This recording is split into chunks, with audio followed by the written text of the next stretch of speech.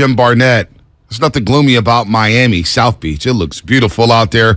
Let's talk to Jim Barnett, the longtime color analyst for the Golden State Warriors, now on the radio side alongside Tim Roy right here on 95.7 The Game. And the Warriors are sliding right now. It's still very, very early, 8 games into the season, but they've yet to win a road game, 0-4 on the road, 0-3 in this 5-game road trip. They'll take on the Magic tomorrow. I know you guys will fly up later on today, but last night a gut punch as the Warriors fell to close out the Miami Heat.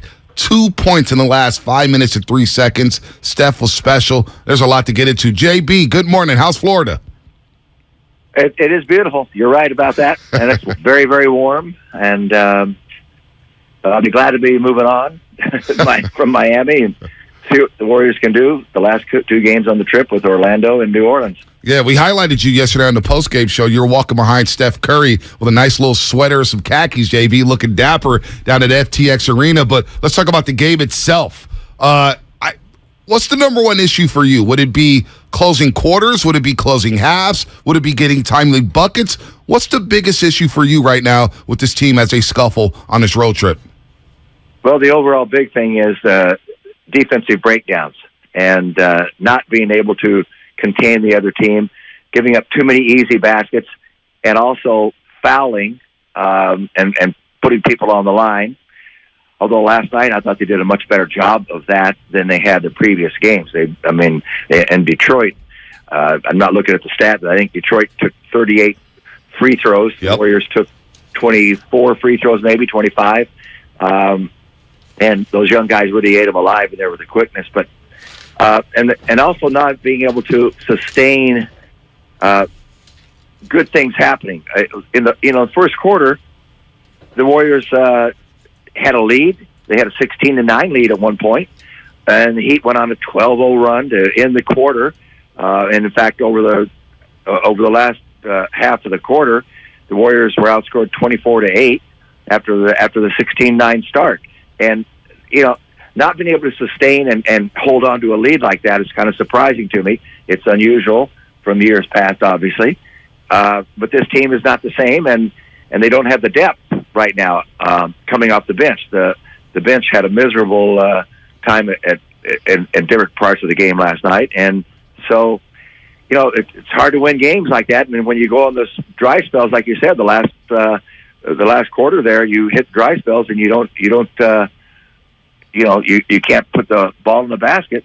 It was, just under 6 minutes. It was a tie game, 104 all. Mm-hmm. And then later on in the quarter, it's 107 all. But then you get down to nutcracking time under 3 minutes, and the Warriors just couldn't contain him, and they couldn't score and turn the ball over, take bad shots. I thought Clay, I loved what he did in the third quarter. He came alive, and I thought, hey, this is really encouraging. But then in the fourth quarter, he couldn't sustain it, and took a couple of shots that were early in the shot clock. Maybe rushed it a little bit, trying to get it done. But it's right now they're just out of sorts. They're not able to finish games. What's the solution, JB, in terms of getting their defense in order and then finding out how to navigate that second unit? Well, it's a process that they've got to work on. They got confused last night on pick and rolls, and a guy slipped to the basket out of bio. Let's see, I'm trying to think. The big shot was made by Jimmy Butler, of course. He hit a good little jump shot mid-range.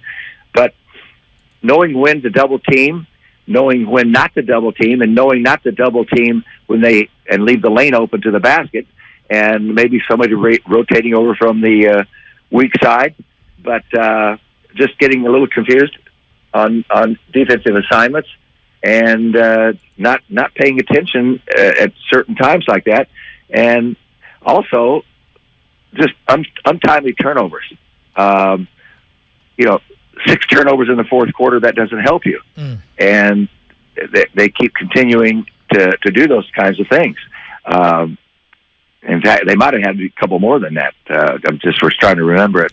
But in that last quarter, that's coming down the stretch. You can't afford to make mistakes. They're outscored 30-15 in the fourth quarter. They score 15 points because they shoot the ball poorly. they were under 30%, I believe, in the fourth quarter, and they were 3 of 15 from 3-point range, and the ball didn't go in the hoop. That, of course, solves a lot of problems, but maybe they're taking contested shots. They're not wide open.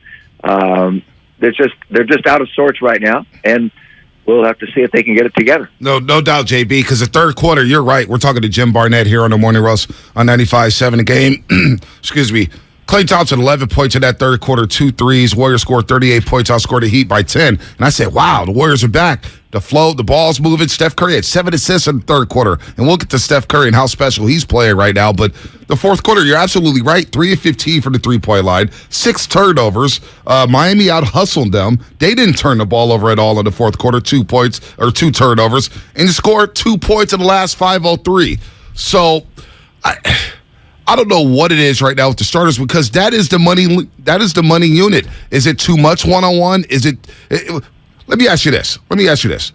How much did the Miami Heat zone affect the Warriors? Because it felt like they never went against the zone defense.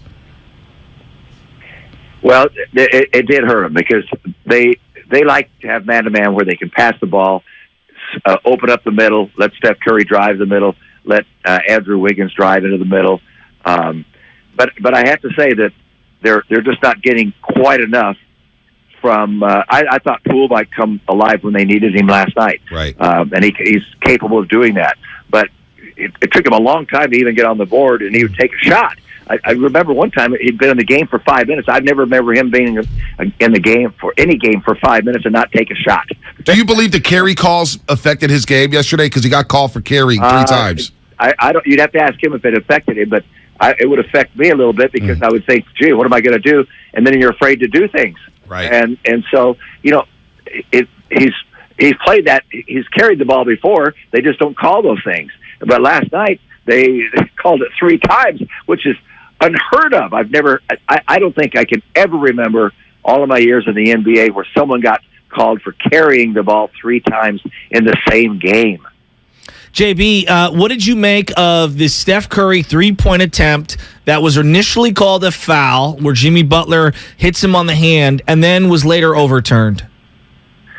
Well, they saw that there was a foul, I guess, before the shot attempt. Is that right? And so that they cleared it up. I just think when it goes to the replay and they go and look at it and they make a judgment, I accept it.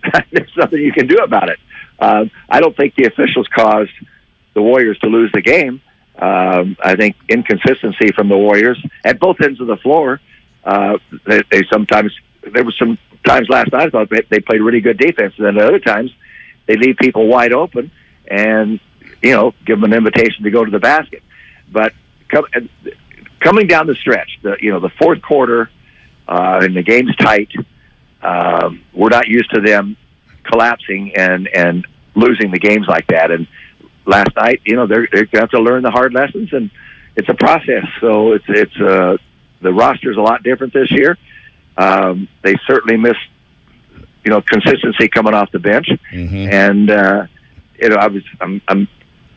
sad to see that DiVincenzo, not able to rejoin the team in that ankle is really bad because I think he's a pretty good player. Will he make a difference? I think he can, somewhat. At least they need help when someone comes in from the bench and everything. And so I don't JB, know. Let me ask you a question then.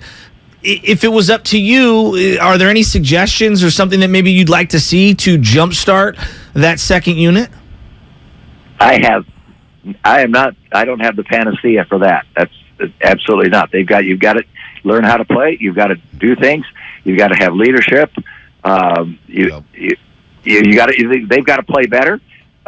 Kuminga's got to get more involved in practice and earn some minutes on the floor rather than keeping him on the bench. I'm sure he's not liking that. I like Moses Moody a lot, but I think that he's a good defender, and an occasional good shooter. I'd like to see him shoot a little bit more. JaMychal Green is not Otto Moore. I like his defense at times. He can rebound the ball other times. And, they're bringing Wiseman along slowly here. He's still, he hasn't played. He's still like in his rookie year as far as experience goes. So I I don't know all the answers. You're going to have to suffer in this league until you've been in it a few years, and some guys learn faster, some guys don't. And so right now, I don't think it's time to panic. So we'll see how. I just hope they get better as the season goes along. They're going to take some knocks here and there, but then they're going to start. Maybe I believe they can come together, and they've got that core when you got Curry, Thompson, and Draymond. And so I like Wiseman and what he does out there. Right. Of course, he got early fouls. He picks up 3 fouls very, very quickly, and it takes him off the floor. You know, we're talking to Jim Barnett here on the Morning Rush on 95.7 The Game. He's with the team right now, of course, caller of the games alongside Tim Roy right here on 95.7 The Game, longtime color analyst. We love Jim Barnett. And you brought up Wiseman there. I thought his second stint in the third quarter was a lot better than his first stint. You mentioned it, 3 fouls in the first quarter. I thought what he did in the third quarter, JB, maybe you could teach us here. I thought he stayed down. He didn't go for any fakes. He moved his feet well. That's all we're looking for from the young man. Look, he only played 9 minutes, but offensively, I'm not too concerned about him. It's the defensive end of the floor. What did you see from Wiseman last night? What have you seen from him this year so far? Well, he's still the reaction is a bit slow, and if you react just it's a step slower in this league, you're going to get burnt. That's all anybody needs, and it's a split-second decision and recognition. You know, a veteran. And a good veteran, they see what's going to happen, quite frankly, before it happens, and not as it's happening, and not after it's happening. But young players, most of them don't recognize what's going on in the game. It seems overwhelming. I remember. I'll just say this. All of a sudden, I had a little flashback. I remembered when I went with the Boston Celtics how different it was in college and how everything was moving so fast. I didn't know. I remember early on, I didn't know what was going on. I didn't know where to run to. I didn't know what to do. And I had 4 years of college basketball. I was pretty savvy. I was I had good fundamentals on both ends of the floor. And I just remember the game moved so fast. I was overwhelmed early on. JB, you're the man. You are the man. Let's see if the Warriors can get a win on this road trip against a young, athletic Orlando team. Paulo Banchero, Wagner. They got some players up there. Bo's playing well. The son of course, Manute Bol. He had a double-double yesterday alongside 4 blocks. They got to get a win here to feel good about themselves. But I'm with you, JB. It's way too early to panic. Yeah, absolutely. And when you take all these knocks, you learn the hard way. And it toughens you up, and these guys are professionals.